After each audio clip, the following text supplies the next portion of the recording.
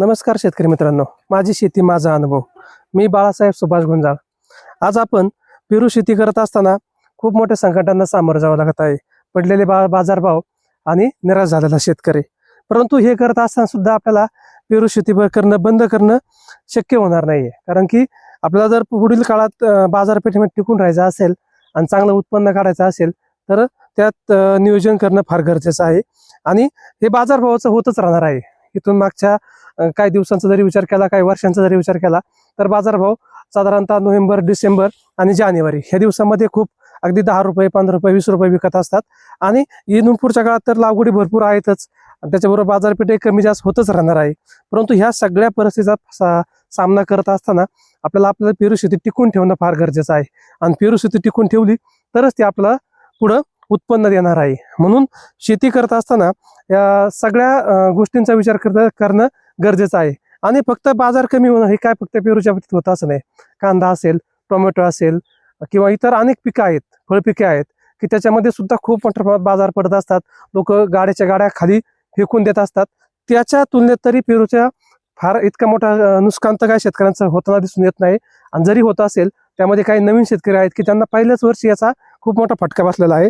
साहजिकच ते नाराज होणारच आहेत, कारण की त्यांना पहिल्याच वर्षी त्याचं उत्पन्न भेटायचं तर त्याच्या पहिल्या वर्षी त्यांना तोटा भेटलेला आहे.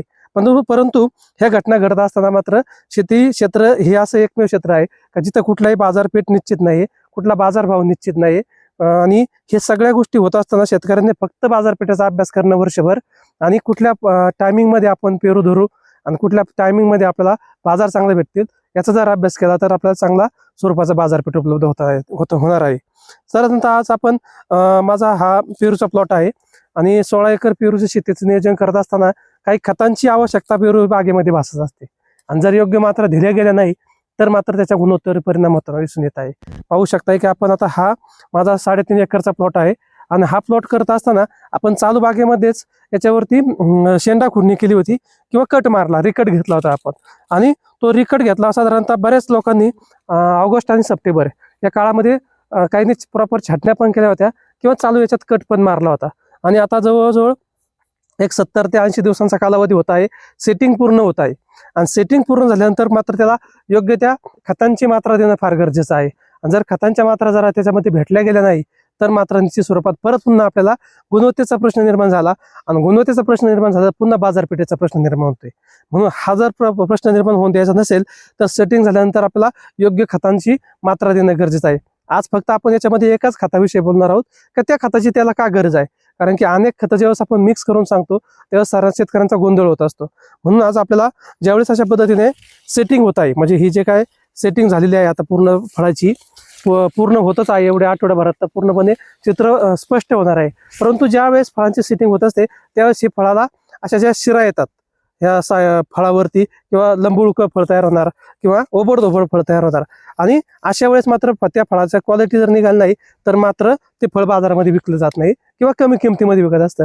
म्हणून अशा वेळेस आपल्याला जर याच्यामध्ये दर 15 ते 20 दिवसांनी कॅल्शियम, नायट्रेट आणि बोरान ह्या जर खताचा जर आपण वापर केला तर निश्चितपणे पेशी विभाजन होऊन आपल्याला चांगल्या पद्धतीच्या फळाची क्वालिटी, चकाकी, चमक, शायनिंग या सगळ्या गोष्टी आपल्याला त्याच्यामध्ये कव्हर होताना दिसून येत आहे. परंतु हे खत सोडत असताना मी माझा अनुभव या ठिकाणी तुम्हाला सांगितलं आहे आणि तोच अनुभव आपण आपल्या शेतामध्ये वापरायचा का नाही याची खातरजमा केल्याशिवाय तो खताची मात्रा देणं चुकीचं आहे. म्हणून संबंधित शेतकऱ्याने कॅल्शियम, नायट्रेट, बोरॉन आणि जे काही घटक सोडायचे असतील ते संबंधित कृषी सेवा केंद्राचा सल्ला घेऊन सोडणं गरजेचं आहे. मी माझा अनुभव तुम्हाला या ठिकाणी सांगितलेला आहे. कारण की आता ही जे कांदे फळ आहेत सुद्धा याच्यामध्ये गळून पडत आहेत आणि फळाची पूर्णपणे सेटिंग होत आहे. प्रत्येक झाडावर तुम्ही पाहू शकता की खूप चांगल्या पद्धतीने सेटिंग आहे. साधारणतः 1 वर्ष आणि 1 महिन्याचं झाड आहे. या झाडावरती साधारणतः 150 ते 200 झाडांची सेटिंग आहे पूर्णपणे.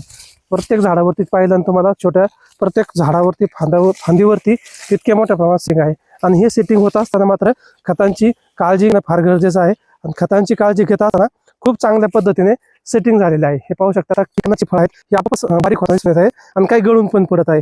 परंतु आता ही सेटिंग झाल्यानंतर